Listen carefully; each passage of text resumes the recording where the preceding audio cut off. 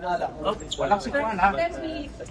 I have no authority. Pero you maintain, sir. You maintain na you were under attack. The Senate was under attack. You saw the videos. So you maintain. Pinaninindigan niyo yan, sir. Sir, Excuse me. Excuse me. General, kakasuhan daw po kayo na si IDG. Ano kung masasabi mo? Sir. Pero nagpunta na kayo sa CID, sir. Nagpunta na kayo sa CID. Hindi pa. Yesterday, I was able to talk to General Morico. Our lawyers advised me to request for extension, but we are not prepared.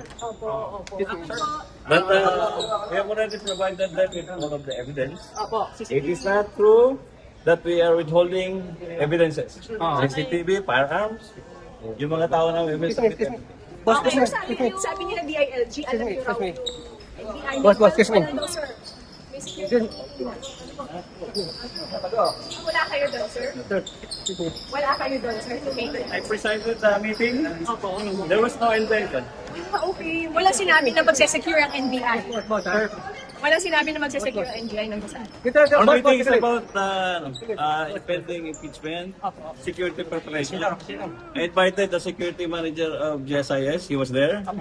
He didn't say anything about the NBI arrival here. So it's all. Sir, minaintain nyo ba na isang shot lang ang ginawa nyo, sir? Tatlo daw kasi, sir. Hindi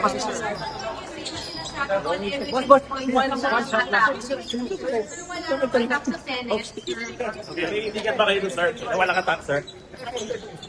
Sir, what previously na sinasabi walang attack sa Senate? We are preparing the complete videos. Kasi what they did, they spliced the videos and they just selected the videos that will support their narrative.